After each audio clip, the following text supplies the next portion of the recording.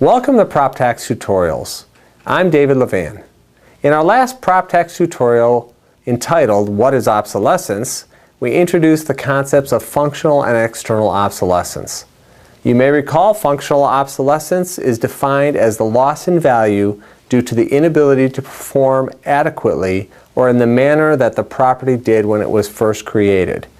The issue is internal to the property. And external obsolescence is defined as the loss in value due to the impairment in utility caused by factors external to the property.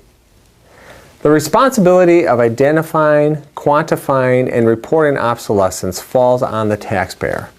If there's going to be a reduction in your property tax assessment and subsequent property tax bills due to obsolescence, it must first be identified.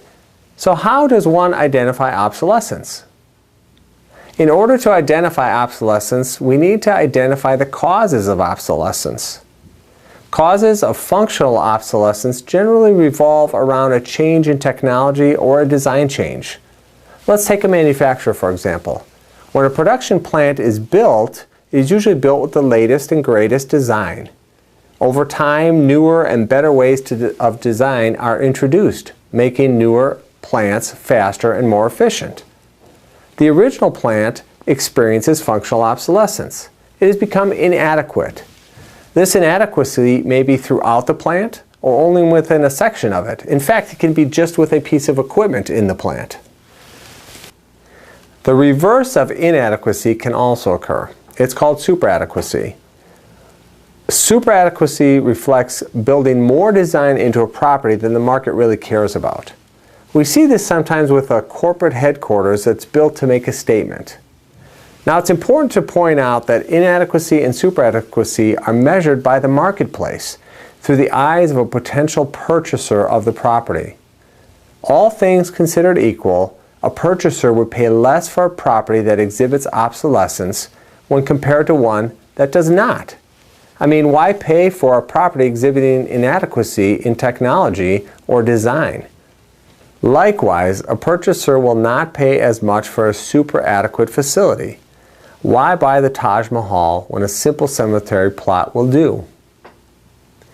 Causes of external obsolescence include issues beyond the control of the taxpayer, such as government restrictions. The value of asbestos-making plants and equipment drops dramatically in 1978 when the U.S. government banned asbestos. An unfavorable location is another cause of external obsolescence. A company builds a beautiful office in a neighborhood. Over time, the neighborhood declines significantly and even to the point that it's undesirable to have an office there. While the office may still be beautiful, an investor will consider it less valuable because of the neighborhood. Product supply and demand is another cause of external obsolescence. A sharp decline in demand for a product may cause the equipment and facilities used to produce that product to drop in value. For example, we worked with a chemical manufacturer who was experiencing this very thing. Their Chinese competitors were basically dumping the product in the U.S. for a price that was lower than the manufacturer's cost to produce the product.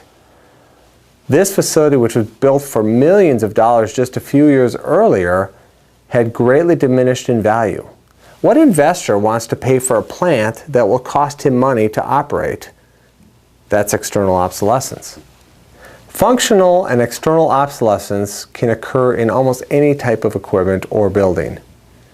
Identifying obsolescence starts by asking questions. Questions like, has technology negatively impacted my plant or equipment?